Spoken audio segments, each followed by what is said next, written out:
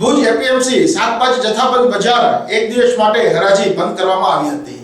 બજારમાં ₹500 તથા 1000ની નોટોનું ચલણ વધારે હોવાથી છૂટા આપવા માટે વેપારીઓને તકલીફ પડતી હતી। તે માટે કરીને આજે વેપારીઓ એક દિવસ માટે બંધ કર્યું હતું।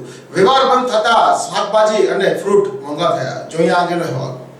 ભારત સરકાર દ્વારા ₹500 તથા ₹1000ની જૂની ચલણી નોટો બંધ કરવાનું ફરમાન કરવામાં આવ્યું છે। ત્યારથી સમગ્ર ભારત દેશમાં લોકોને શું કરવું એ ખબર પડી રહી નથી। આ સાથોસાથ બજારમાં પણ મંદીનો માહોલ છવાઈ ગયો છે।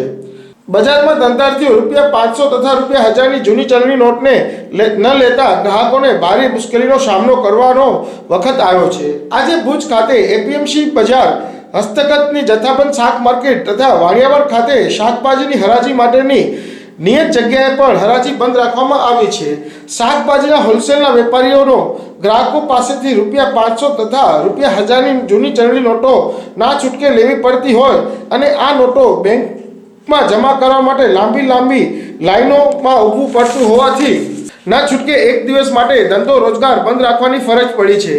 ત્યારે ભુજની એપીએમસી બજારમાં કે જે સવારના ભાગે શાકભાજીના વેપારીઓ તથા ધંધાર્થીઓ સહિત લારી ગલ્લાના ધંધાર્થીઓ ધમધમતી હોય છે તે આજે સુમસામ જોવા મળી રહી હતી। આજ બજારમાં દરરોજના લાખો રૂપિયાની રોકડના વ્યવહાર થતા હોય ત્યારે આજે બજાર બંધ રહેવાથી લાખો રૂપિયાની નુકસાન વેઠવાનો સમય વેપારીઓને આવ્યો છે। આ તકે કોઈપણ વેપારીએ આજે શાકભાજી તથા ફળ ફ્રૂટ લેવાની ના પાડી હતી। ધંધો રોજગાર બંધ હોવાથી દરરોજ મજૂરી અર્થે આવતા લોકોના પેટ પર લાગ પડી હોય તેવું બજારમાં દ્રશ્ય જોવા મળ્યું હતું।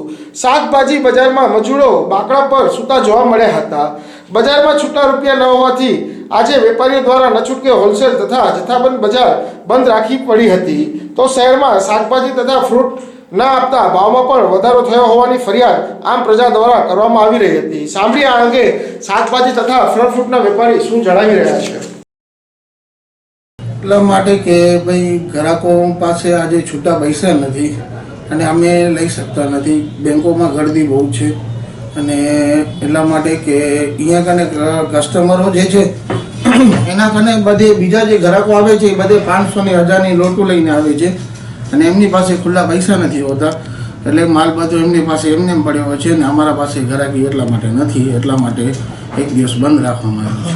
એટલે નિરાકરણમાં બધું એવું છે કે હવે જો આવી પરિસ્થિતિ રહી તો ફ્રૂટના ને બકાલાના ભાવ પણ વધશે અને આનાથી ઘણો બધો આગળ જતાં ગ્રાહકોને માલ મોંઘા મળશે અને અમે માલ મંગાવી શકશું નહીં કેમ કે બધો માલ પડ્યો હોય છે ગ્રાહકો કને વેચાતો નથી એટલે માલ ભાઈ બહુ મોંઘો થઈ જશે। અને આ બકાલાનો ફ્રૂટનો ધંધો એવો છે કે તમારી પાસે એક દિવસ કે 2 દિવસ રહી જાય એટલે એ તો સડવાનો જ છે અને પછી ફેંકો જ પડે એ માલ। પછી અમે તો એ જ નમ્ર વિનંતી કરીએ છીએ બધે ગ્રાહકોને કે ભાઈ હવે છૂટા પૈસા લઈને આવે અને અમને છૂટા પૈસા આપે।